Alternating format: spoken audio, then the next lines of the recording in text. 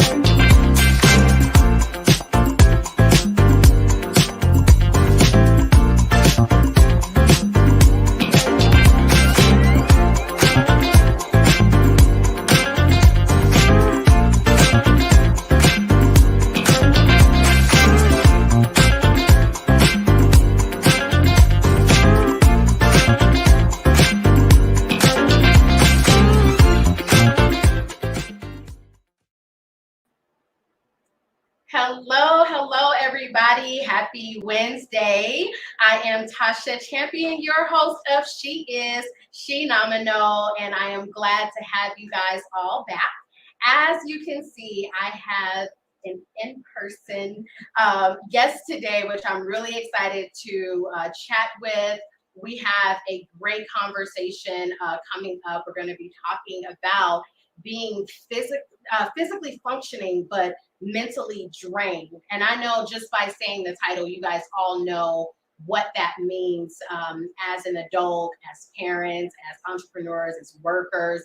We keep going and going and going and going and going, and we're just functioning, but mentally we have just completely checked out sometimes. So before we get into that, I always have to remind you guys of your mammograms. So, as you know, I'm a breast cancer survivor, so I'm a huge advocate for making sure you stay on top of your health. And one of the ways to do that for women, and let me make sure men understand, if there's a history of breast cancer in your family, you do need to talk to your doctor about getting a mammogram for yourself. It's done a little bit differently. It's ultrasound, but you still need to do that. As a guest, if you have not done it, I'm going to push you to do it too. But make sure you guys are getting your mammograms. I am actually running a challenge.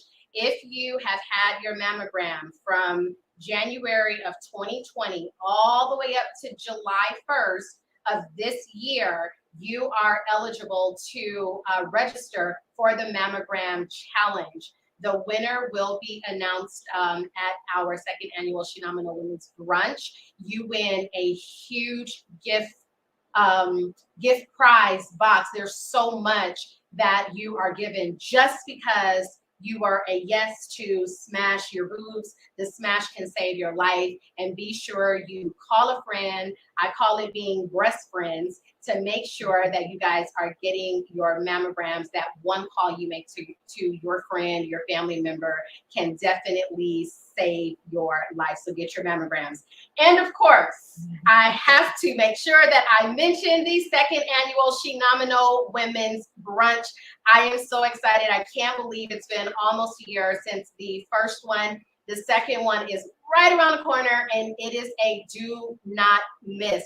I have incredible speakers, like fire speakers. You will be meeting them soon, but you want to be at the brunch to hear what they have to say, because they are going to awaken your Shenomenal and Phenomenal life, because I do welcome our men to come and join us in a celebration of women. So make sure, Darlene, I see you will be there. Thank you so much. I can't wait to have you guys all in that space. So July 9th, 2022 at the Hilton Garden Inn, 10543 Sierra Avenue Fontana, California, 92337. From 11 to 4, we are going to network. We're going to empower you. We are going to just really awaken and embrace that Shenomenal glow that we all carry. So I can't wait for you guys to be a part of that. Get your tickets today. It absolutely will sell out. So don't forget. All right. So I am not doing a Shenomenal spotlight this week. And the reason why is because we have had another tragedy yesterday. We had another school shooting. It's so difficult to say another. That part is so hard to say another school shooting. And this one, and guys, please understand, it doesn't matter whether it's middle school, high school, college. But when I say our babies, you're talking about second, third, and fourth graders. And what's so unfortunate is in the country we live in America, there are just not enough gun laws. And now understand, Tasha Champion, I am not a political person. I don't get into a lot of political talks, but my personal opinion is there's so much money in guns and in the NRA and the people that run the country that have a part of the NRA. So why would they really give us stricter gun control laws? And because of that, people are just shooting things up, you know, and we already had the shooting, just a week ago in Brooklyn, the racism that just continues to play out. Being a mother of, being a black woman that has black children, especially 3 sons, it's a very scary feeling sometimes. And they are, you know, pretty much adults and getting ready to go out into the world. And I almost just want to keep them locked in the house with me where I know that they're safe. But that's not essentially a way of life. It's not a way of living. They get to enjoy life. And the only thing I can do is keep my children covered in prayer, and for them to remember to check in with their own spirit. If something doesn't feel right, it ain't right, walk away, get up and go, whatever you have to do. But as a mom, to all the moms out there and fathers, to all parents, to even all aunties and teachers, those that are just always in contact with our kids, love and prayers to you, love and prayers to the families that were affected yesterday. I mean, you got to think it's the end of the year. So imagine how many of these parents had, oh, look at these babies. Imagine how many of these parents had summer vacations planned for these children. And now instead of planning their vacations, they are planning funerals. They are planning life without them. So just a lot of love to all of these families. A lot of love to the victims in Buffalo. I think I said Brooklyn, my apologies, in Buffalo, New York.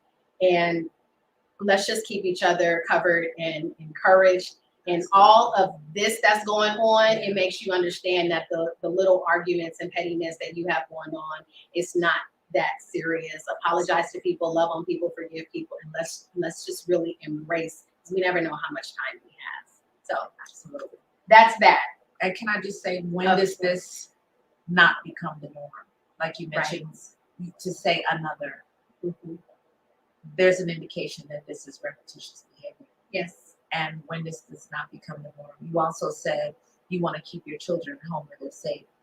Those parents send their children to school where they should be safe. That part. And so it's difficult. It's hard. It's difficult. And then there's this cycle. I saw it on Facebook, and I don't remember exactly, but it's like, you know, mass shooting, a lot of vocal talk, a lot of tears and prayers. Political parties do nothing. It starts to quiet down, and then we're back to mass shooting. This is just the cycle. Yes. It's the loop. It's almost just win. And it's unfortunate. It's so unfortunate. So again, prayers to all of those families in Buffalo as well as in Texas. Terribly sad. Ties a lot into our subject today. It does. Being mental health. Yes, we are talking about mental health today, physically functioning, but being mentally drained. And I am going to have Dr. Danyelle Beal on. She is a clinical psychologist and behavioral analysis.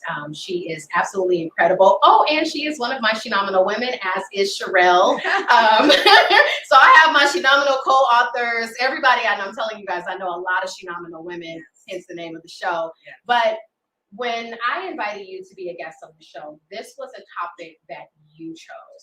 Why was this important to you? What did this mean to you to talk about physically functioning but feeling mentally drained?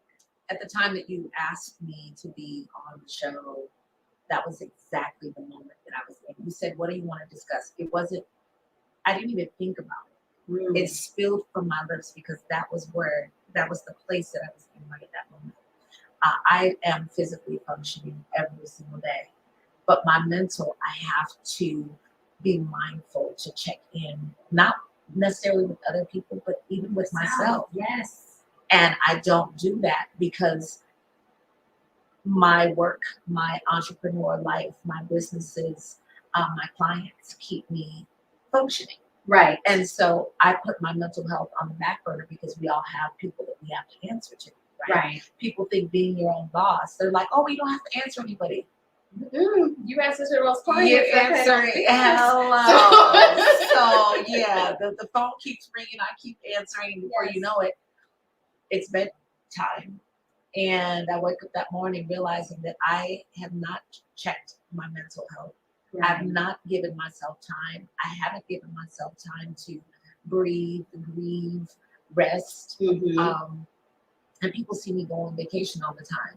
It's literally because I have to run away from home in order to preserve my mental. And it shouldn't be that way. I should have a quiet place where I can sort of, I don't want to say crawl into, but that's kind of what I mean. Yeah. To, like having a war room, right? Right. Having a prayer room. Same instance. And I think too, when people see you being like this bubbly, energetic person, you're laughing, you're encouraging people, they expect you to be that 24/7. Always be okay. Always be okay. Always be on. Yeah. Always have your light shining. And sometimes we do have to understand that even those energetic people still need those quiet moments. We need that rest. We need to just reset.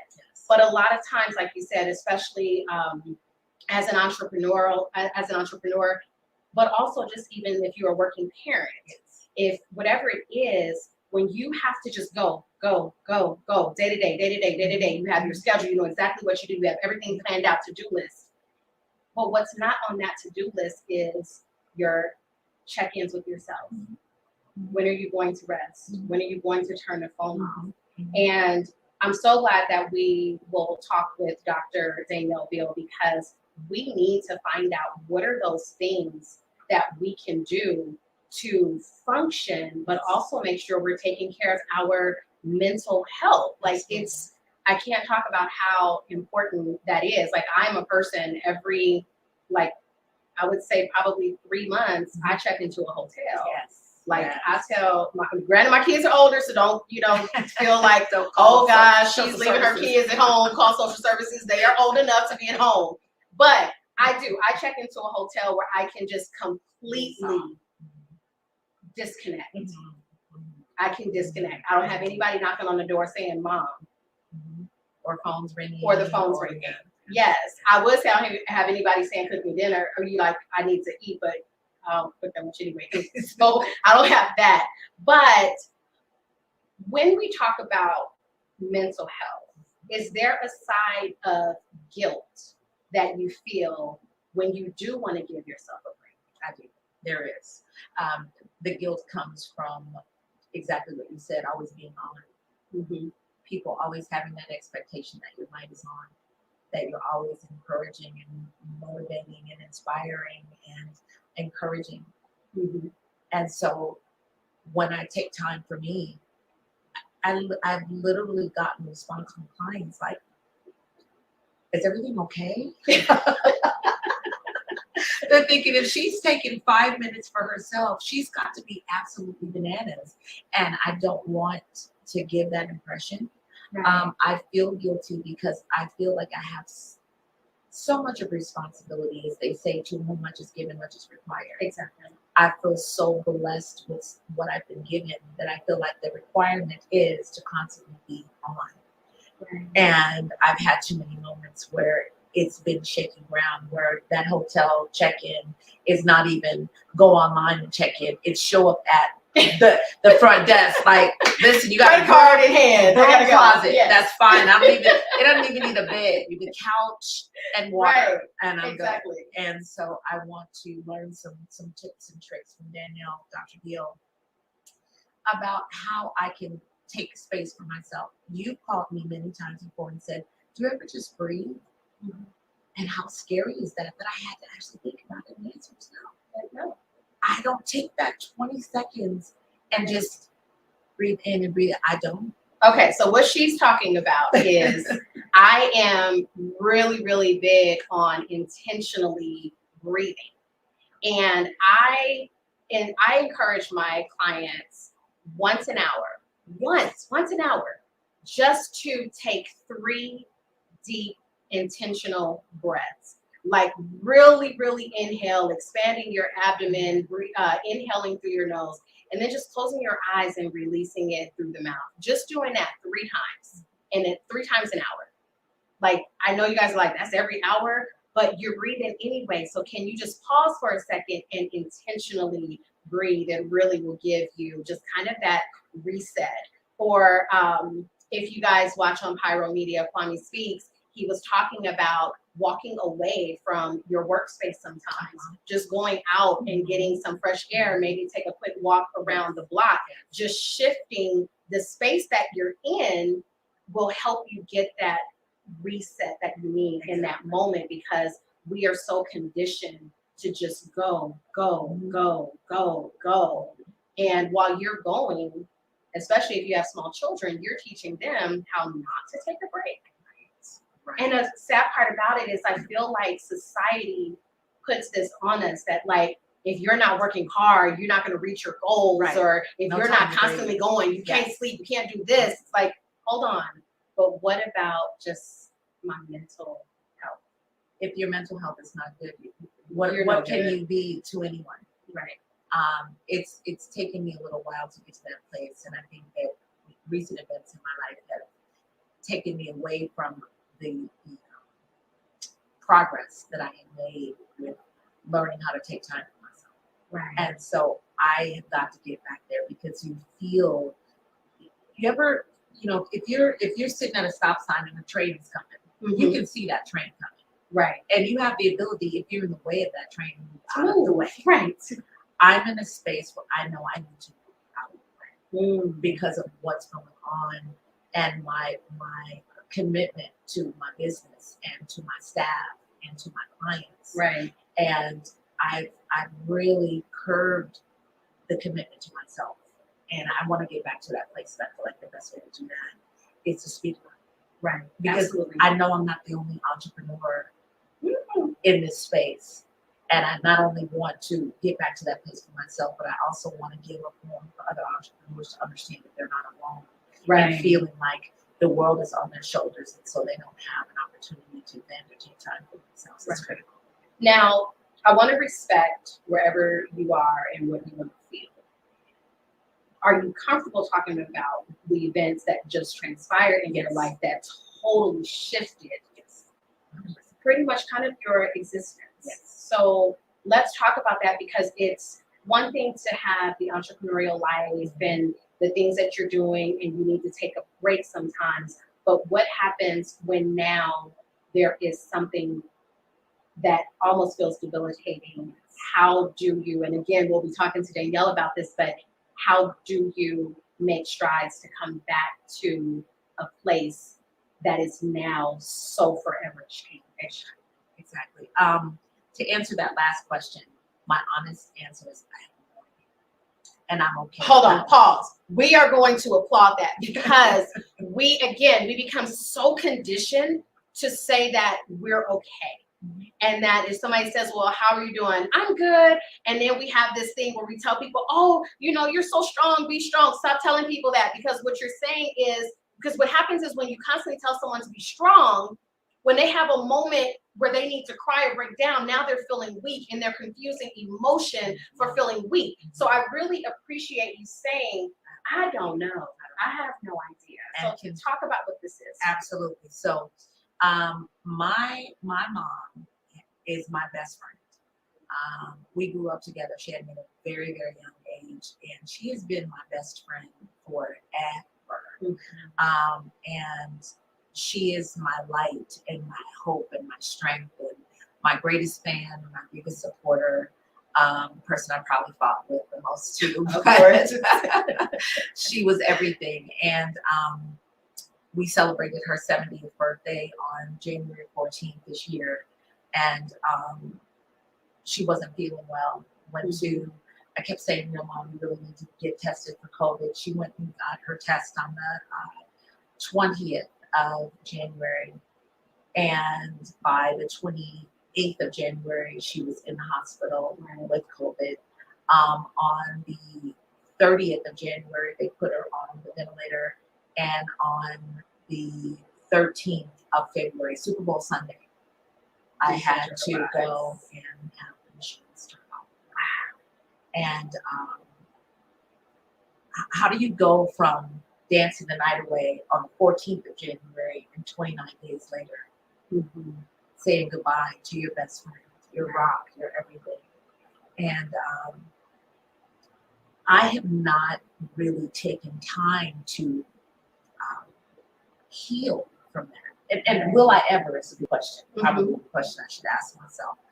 But I have to say that if it wasn't for this entrepreneurial spirit, for my businesses, for the people's lives I'm responsible for, my staff, my children, I don't think I would be in one piece, because it's been the fuel that's been driving me. However, does this really mean it's the distraction that I need to keep me from having to process this disease? Yeah. And I think it's the latter. I think I've been hiding behind that. Right. I also feel like my mom is encouraging me. We've had so many conversations when she was here about being strong. And, I don't want you to mourn my loss.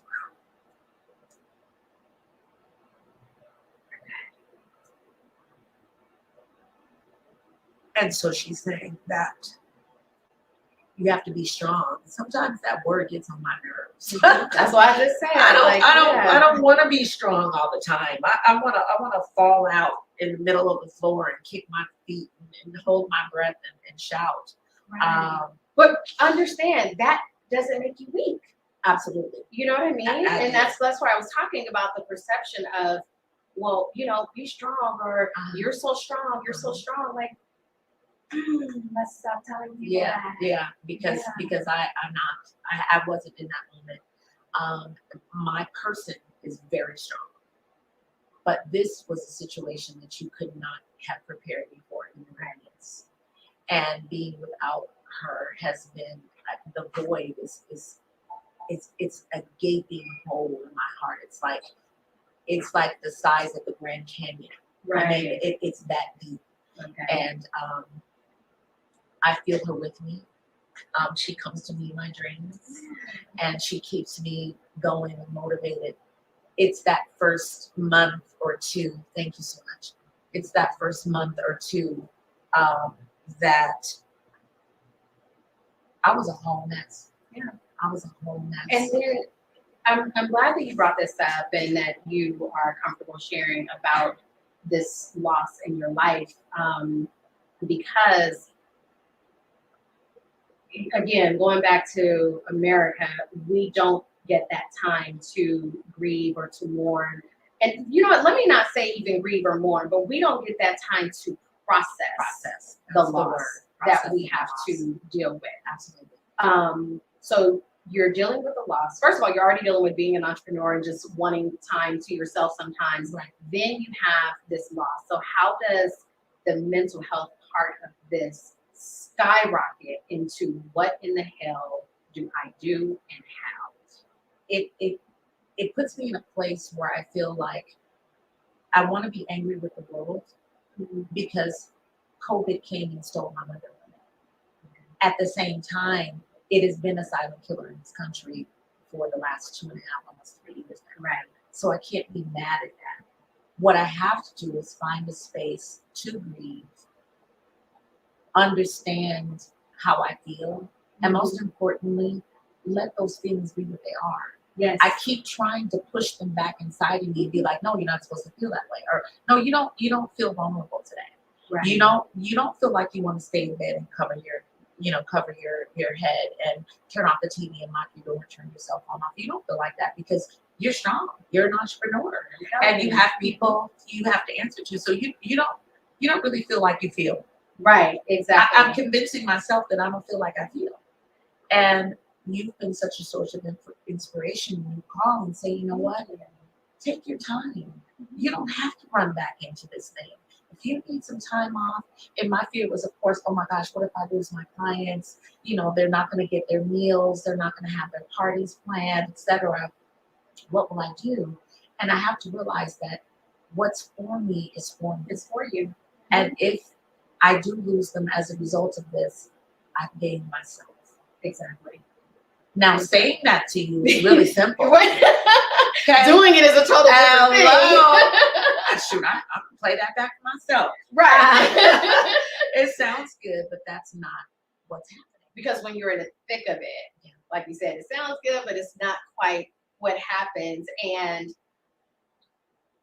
like I told you before, and I'll say this, I hope you guys catch this too, when she said, what's for you is for you. Absolutely. So if a client does find another chef or walks away or whatever, what that really means is that God has already prepared 2 and 3, 4 more people to come right on along in that space, because he's never going to let you go without. And I'm smiling so hard because that's exactly what's happening. That's what's, because it's what's going to happen. Exactly Yes. And we get to a place where we have to understand that when God says rest, you rest. When your body says rest, like our bodies literally tell us what we need to do, and we don't always listen. And if we don't, it will shut down. It will shut down. Yes. It will shut down. Body says, I'm running things around here. Exactly. All right. So we are going to go to a break. We're going to continue this conversation of physically functioning while feeling mentally drained. And we're going to be back with clinical psychologist, Dr. Danyelle Beal, so that she can really give us some tips and what to do, how to manage our mental health while we're still managing life. We'll be right back.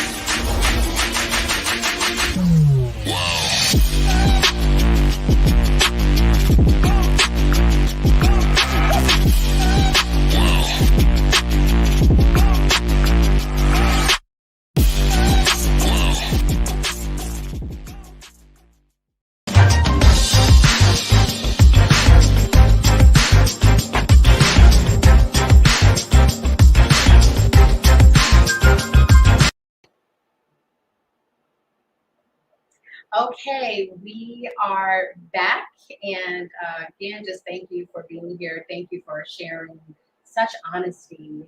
But I want to go ahead and bring in Dr. Danyelle Beal, clinical psychologist, because we do need to have someone that can really bring this together and help us understand what do we need to do to make sure that we are functioning in a healthy way with our mental health. So let's go ahead and bring in Dr. Danyelle.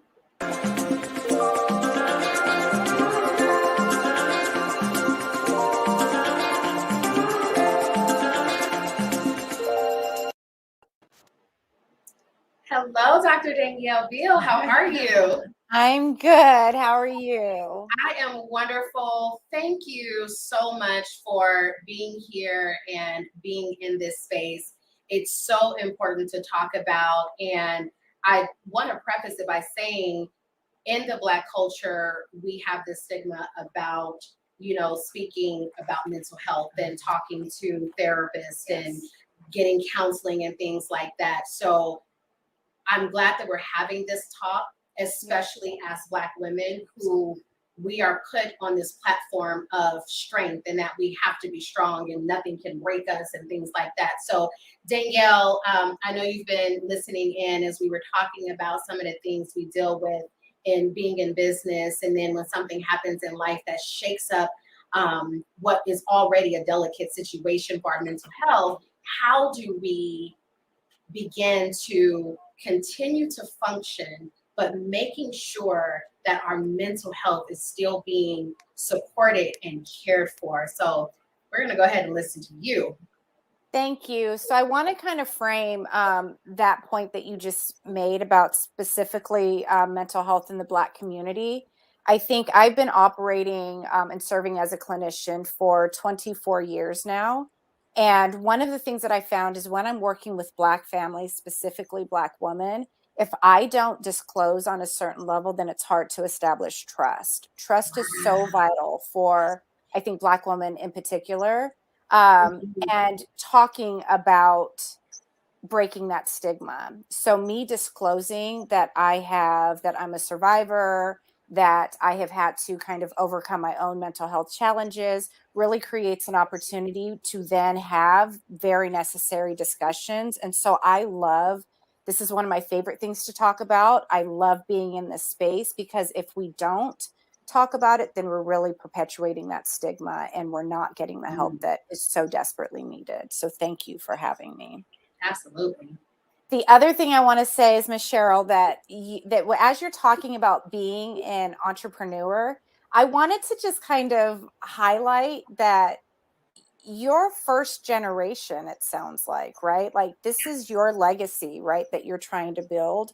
And so you guys hit the nail spot on when you were talking about, I think that pressure to kind of succeed. And I'm assuming building this legacy for your babies and their babies, right? And one of the things that I always kind of say when we are operating in spaces as the only and as the first is really a matter of processing. And you guys touched on that a little bit. So for me, that looks like self-reflection. So it's not just processing what's happening, but it's really learning how to stop and check in with yourself. So Ms. Tasha, I heard you say breathing, which is a good kind of way to ground yourself. But then what are we doing? Like, what are actionable steps that we're doing? And I think what's really important is to self-reflect. How am I feeling right now? What feels good in my body? What doesn't feel good? Right? What is kind of coming up as irritating? What are operating as triggers? What is kind of happening? And when you get really good about doing that, and some of the things that I say that I recommend to my clients is set a timer every hour and just check in with yourself, jot down what is your body going through. Sometimes I kind of liken it to feeling inflamed, like an exposed nerve, that you're feeling like this, but you haven't registered that you're feeling like this. So then things are happening in your environment and it's creating more tension. It's creating more agitation for you. And then you're getting home or you're working in another environment and you're snapping or you're flashing, right? And when I see people engaging in these behaviors, I know that sometimes they have no aware that all of this stimuli is happening on the outside of their body and on the inside. And if you don't get good about self-reflecting, you're carrying this and then you're expelling it, right? And so that I want to stop and kind of get any thoughts about that if you have any before I move on, because we're about to go a little bit deeper. I do. I really do. Hello, Dr. Beal. It's so good to see you again. I know. And I'm so glad that we're having this conversation because I wasn't aware, how deep into the mental health field that you are, and being a co-author with you. This is an awesome opportunity. So thank you. You mentioned having these things that are on the inside, and they start to permeate and you start to snap. It is always on undeserving people. Yes. And I Yes. recognize that about myself. And I want that to be a self-check so badly. I find myself lately saying things like, you know, I know this isn't your fault. I'm just in a bad space. And usually when I say that, I let the air out of it. I let the energy out of it. But that you made such a good point. You really did. Yeah. And I think it's so important that if we don't stop and take responsibility for some of those outward behaviors that we find ourselves engaging in, then I think we're really doing ourselves a disservice and the people around us, the people that we love. Right. So I always say that I'm on this continual healing journey. You didn't know that I was deep into this. I know we're co-authors. I do want to say this, that I actually got my mammogram on the day that I defended my dissertation. So I had a mammogram, and then I moved into my dissertation and I passed and I became a doctor. And as I posted, you know, this huge monument, I was like, but I got a mammogram. So yes, I saw that. I love that. Yes, I got a mammogram. Yes. And then I conquered this beast. But it's really important that we understand who we are and not just, you know, like I hear you say that you like vacations and you really protect that time, but checking in with yourself consistently. And as you are kind of getting to know, right? So like I've gotten very, very good. Let me back up a little bit. I was going to say this. I always say that I'm on this continual journey. And the work that I do, I call heart work because it really is intentional work. It's really about getting to know yourself in a way so that you learn how to protect yourself, because if you don't do it, no one else is going to. No, not at all. Right. And so as you are starting to kind of get to know like what your body, right, triggers, I think is a huge thing that we don't talk enough about. In my 43 years in life, I'm still can be agitated by something and then go to my very Black therapist who tells it like it is and uncover triggers that kind of started and, you know, erupted for me in my childhood. Right. And so if we don't get in tune with those things, then these, you know, behaviors can perpetuate. As we're kind of winnowing down this information and making sense of it, I think it's really important to start to identify what your values are. So for me, I really hate it the way that I would flash on people. I always like joke. It's not a joke. It's not funny that I would flip tables. Right. And I was like enraged. Right. And I just carried this anger around with me, and people that I love would get the you know, the extreme of it. And that didn't make me feel good. And I remember as I started doing some of this healing work, really like trying to identify what do I want to achieve in these relationships. And so for me, it was identifying values. And one of my number one values right now is centering relationships with the people I'm in, right? What does that look like? Mutual respect, adoration, love. I have a heart of service. And so am I engaging in that value when I'm interacting? And so I'm sorry, Danielle, can we pause for a second right there? Because I feel like sometimes when you have this heart of service, I have a heart of service, I know you do. How do you protect your mental health as a heart of service? Because sometimes when you have that type of servicing spirit, it's hard to say no, or you know, we're going to tell everybody yes, because we want to be there for people, we want to celebrate people, we want to be of service. So I'm glad that you brought that up, that you have that same type of spirit. But when you do that, what is that doing to your mental health, and then how can we kind of balance it? Yes. So this is where, so we have processing, right? So checking in with yourself. A part of what I hope that you can learn to do is identify this feels good. So for instance, you invite me someplace. This is an example, Tasha. You invited me, right? And I really wanted to honor that commitment. I'm very big about commitment.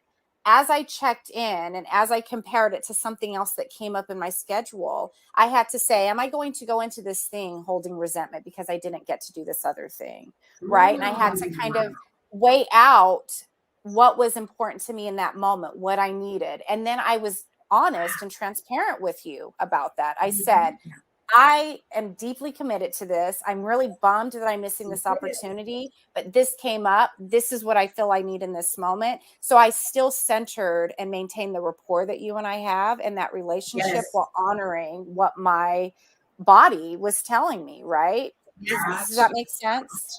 Absolutely. 100%. Absolutely. 100%.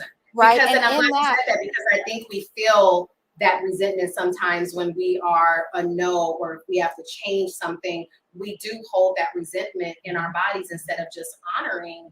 And I'm glad that you're explaining it in this way, because when you told me about that, I just wanted to honor you and be like, girl, go, like, we are good. Yeah. But in hearing it in this way of, I wanted to honor how I felt. How many times do we really sit and say, hold on, let me honor what I feel and what is best for me? And we don't do that.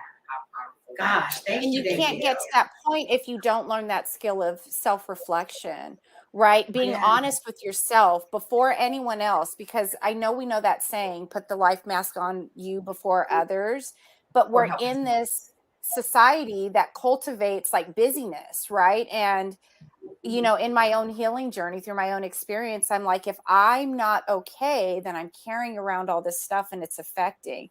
So processing, identifying what my values are, and then really engaging in behaviors that honor those values, I think is really important. But you've got to be clear about that first, I think is kind of the most important foundational piece to this. I like the word identifying, because you have to identify your feelings in order to process them. If you don't know they're there, to acknowledge them. Exactly. Yes. If you don't know they're there or pretend like they're not there, then how do you make it past it or through it? Exactly. Because you can't really pass it. You have to walk through things these days. That's something else that I've learned. And I feel like we become so accustomed to pushing our feelings down to continue to function. Yes.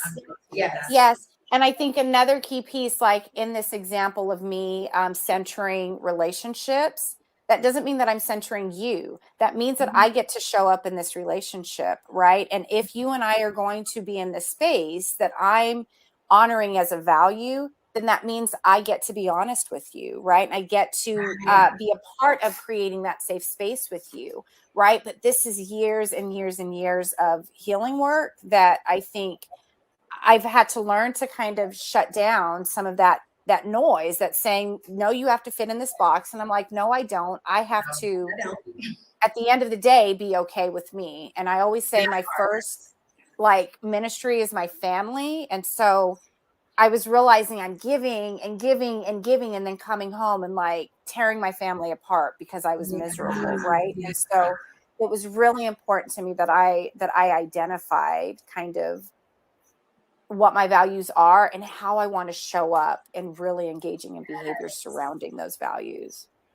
And I'm glad that you brought that up, because I think it is important not only for us to honor what we feel, how we feel, but you also need to make sure you have friends around you that respect and honor that too. So that when you say, hey, I'm feeling like this, or no, I can't do that, they're not taking it personal and then dumping on you because you didn't do or say something that they feel you should have done or said. So I think, you know, for those that are watching right now, make sure you have that supportive circle that will honor how you're feeling so that you can feel safe, you can feel vulnerable. You can allow yourself the space to say, I don't want to do I love you, but I can't today. I don't want to do that. I don't. And they're supposed to love and respect and honor you for saying respectfully, no. Yes. It's okay. And no is a complete sentence. That's it. You can say no. Wait a minute. Say that again for the people way in the back that cannot hear you. No, it's a complete sentence. Period. No, it's a complete sentence. I love that. No is a complete sentence. That's it. Right. No, period. No. Period is the end of a sentence. Exactly. Yes. Exactly. Yeah. I would say that I'm fortunate to be surrounded by those supportive, unconditionally supportive friends. I have to say that is. Yes. They've shown their heads through situation. Absolutely. And I think as you are starting to kind of narrow down this process, what you're doing is ultimately creating a safe space for yourself, right? I think a lot of times we look at other people to create that space for us, but it's our responsibility. Once we can do that, then we can establish boundaries with other people. We can establish what safe spaces look like, right? I have this kind of way. I was a sign language interpreter for 15 years, so I visualize kind of my thoughts and feelings before I have words for them. And so I imagine every interaction, every relationship that I have in my life like a Venn diagram. So there's your circle, there's my circle, and then there's our circle, right? And based on how I feel comfortable and how much I can disclose and how we can establish the safe space together determines the size of that circle that we share. Right. So based on your behavior, that might decrease, right? But based on like the mutual kind of respect that we have with each other, it might increase, right? And so that's how I kind of tend to, I don't have to get upset, right? We don't have to agree on everything. I just kind of analyze that circle that we share together. And that's how I navigate safe spaces in my environment. I think it's really important. So when we get to the next few steps in what I'm about to share, that I'm not stressed and I'm not causing myself extra burden and trying to take on your stuff or the responsibility of what, right. And so the next kind of part of this is no matter how heavy it is, and I have lived in very deep, dark places. I heard you kind of share your beautiful story about your mom, and I was very emotional because this grief can be immediate and it can be long lasting, right? Once we experience it, sometimes it grabs a hold of us and it's hard to kind of breathe in that. And one of the things that I found in navigating my own grief is really that life is going to be disappointing, that we live in a horrible kind of space and time right now. And it can get heavy, but I have to choose every single day to not get burdened down by the heaviness and the ugliness of where we are. And I have to intentionally make room for joy.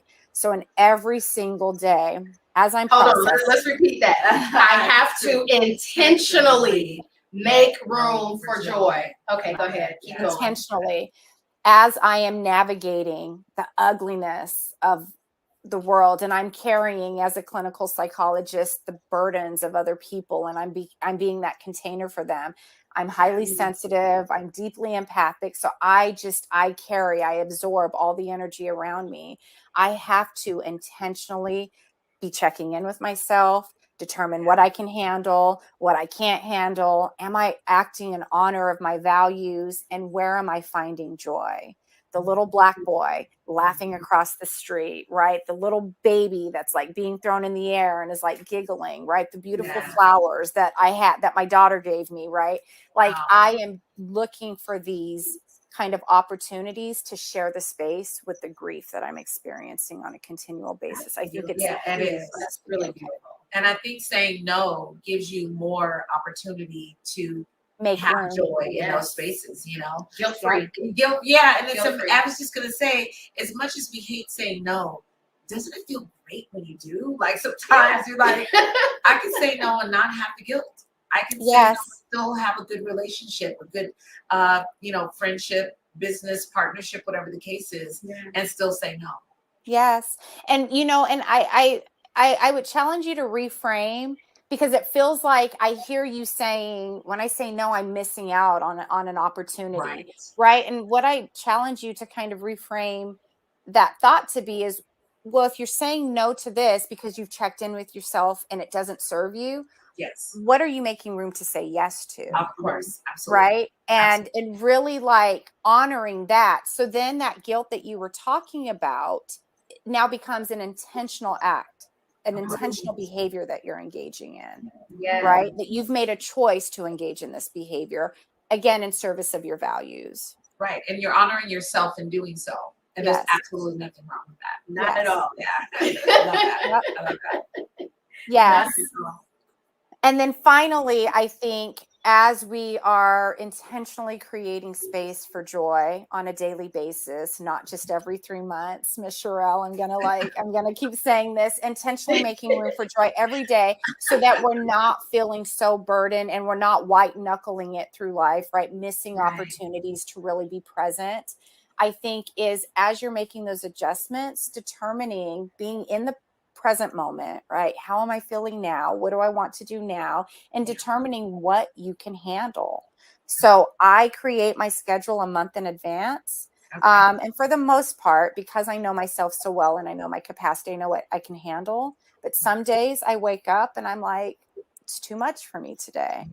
Right. And so I make those adjustments and I don't feel bad because I'm so in tuned with what's happening with me. And I know that if I take a day, right, that I'm using it to my advantage. And then the next time I show up, I'm going to do all the things and be all the things, right? But you've got to be able to kind of make those adjustments so that you can understand what your capacity is in any given moment on any given day. I so appreciate that. And I think it's so hard for us, especially as women, as moms, as business owners, to remember to check in with yourself, right? Because it's not something that we are taught to do, right? We're taught to check in on everybody else, you know, and so it is important to check in. And I love the fact that you said, yes, I do my schedule a month in advance, but if I wake up on Tuesday and it ain't working on Tuesday, this is what you're gonna get, right?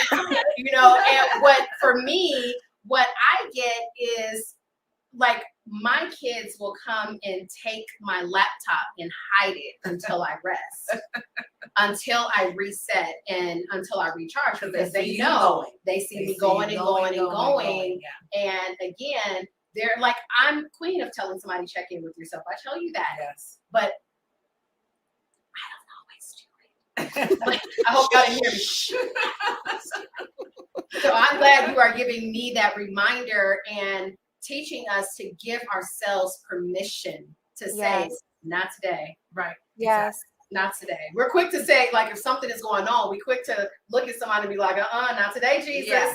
You know, because you don't want that person to see the other side of you. But I need you to say that for yourself. Not today. I just need to go and rest. Yeah. And I'm hearing practice what you preach. Practice what you preach. Because I can tell someone else, don't worry about this. Take some time for yourself. You need to rest. You need to go to the doctor. Do I do that? Not all the time. Not all the time. Yeah. And I think as we're kind of, you know, looking at this idea of physically functioning, but like being mentally drained, I think a lot of that is self-imposed, right? And I think it's really important to kind of consider, like, am I white knuckling it, right? And that term kind of, when I now I use it all the time, because for so long, and I heard you say this, and it, like, I always say that I always knew about my trauma. I was always aware of you know, the big things that happened in my life. But one day I was like, it was like my whole life I was running away from this Mucinex monster. That's what my trauma looks like, that nasty Mucinex monster. And I'm going and I'm running, right? And I'm like, school and like no drugs and like focus and because I'm running away from this trauma. And then one day a trigger happened. I looked back, I saw this big nasty monster. And when I turned back around, I hit a brick wall. And what I had realized that I was doing is I had been white knuckling it through life, just trying to escape the horror that my past was. And it wasn't until I confronted it and I started actually doing the work, the heart work, that I actually started to heal. And now on any given day, I function at a level that I know I'm capable of. That doesn't mean that I'm not exhausted on days, or that some days I'm not working, you know, 13, 14, 15-hour days. But I have learned to honor myself first, because without, like, I don't want to white knuckle it. I don't want to show up, you know, half-witted, right, and exhausted. I want to show up and be fully present and enjoy this beautiful life that I get to experience. And so when I centered my values, it was really, that was a breaking point in me being able to make really intentional choices on any given day. In the last 3 months, 3.5 months, my white knuckles are red, just I bloody, know. Yeah. literally bloodied. And what I'm finding is that in listening to you, I'm thinking to myself, that's the reason that you find, what I want to say, self-destructive Yes. ways of handling things instead of honoring what you're feeling in the moment. Yes. And then you go somewhere else. Yes. The first month, maybe, or more, I was drinking every single. Yes. And not to the point of drunk and pass out, but that was my Mhm. pacifier. That was my, okay, you got to open that bottle of champagne because this is how you feel and this is how you're going to get through the day. Yes. And I started to recognize that I was using a self-destructive Band-Aid to fix how I was feeling. Yeah. And Yes. so that's why when you asked me about the show, the first thing that came to my mind was, you got to check that mental health girl. Yes. You have got to. So I have walked away from that Band-Aid since then because I recognized it. Yeah. I recognized it as something that I was doing that was hurting myself. And it Yeah, is and I acknowledge your feelings, acknowledge where you are, because what I find is if you don't acknowledge your feelings, Yes. somebody will tell you how you feel, and then Yep. you adopt that as your truth. Yes. Or you reject it so much that you feel resentment against that person because they've actually Yep. told you what Yep. you needed to hear, and you're like, that ain't Yes.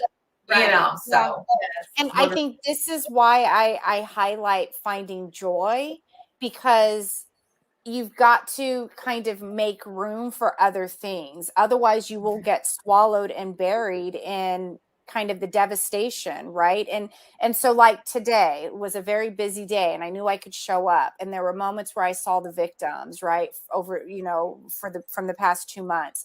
And knowing that at some point I need to stop and grieve because I'm carrying this, right? I know I'm carrying that. I'm aware that I'm carrying it.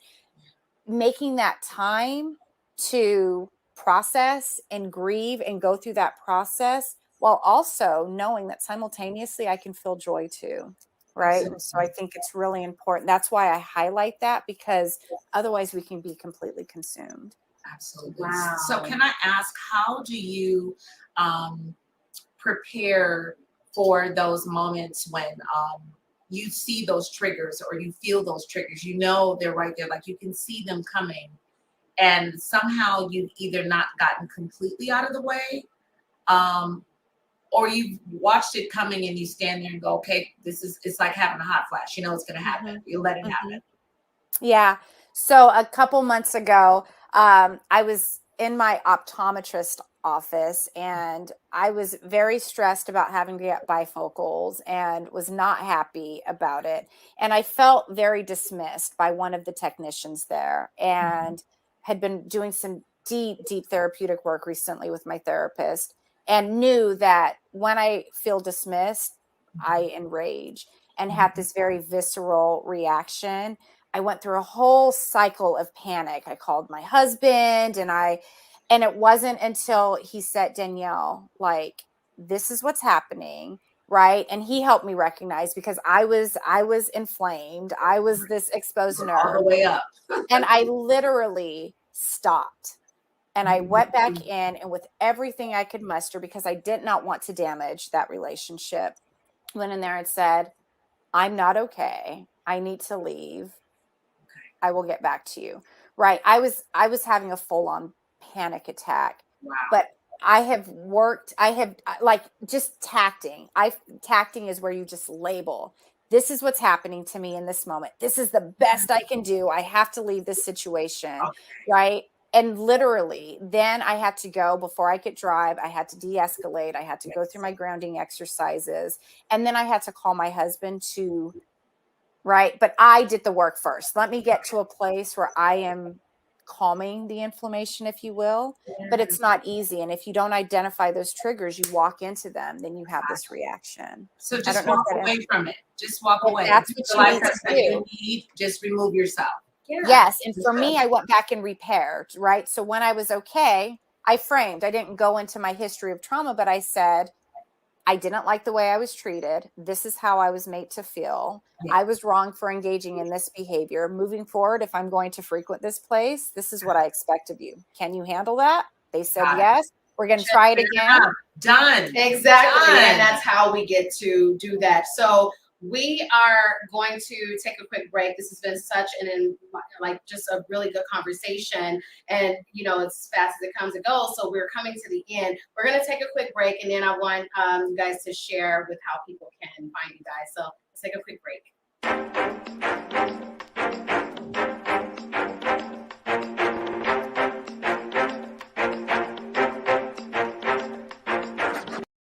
Pyro Media Network is a proactive network focused on providing innovative space for content creators and entrepreneurs. PMN is dedicated to giving its viewers a diverse entertainment experience while helping content creators elevate their production, engagement, and overall branding. To date, PMN has reached over 1 million viewers and listeners internationally, produced over 72 successful shows with high ratings and fanfare, and has housed over 135 content creators, brands, and businesses through entertainment and consulting services exclusive to Pyro Media. Pyro Media Network is a space that makes you feel at home. So if you or someone you know wants to make an impact, then contact PMN by visiting www.pyromedianetwork.com, and we will take your production to the next level.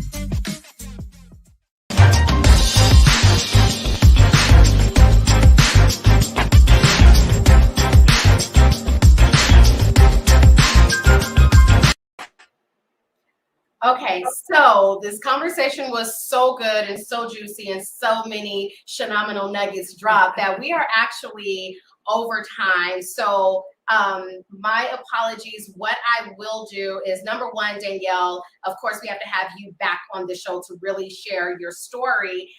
But I am going to add into the comments how people can get in contact with you. I will also post it on my page because I want people to be able to follow you guys and learn the things that you do. So thank you for being with us today. We will see you back next week. Thank you to my Shenomenal co-stars. You guys have a wonderful week.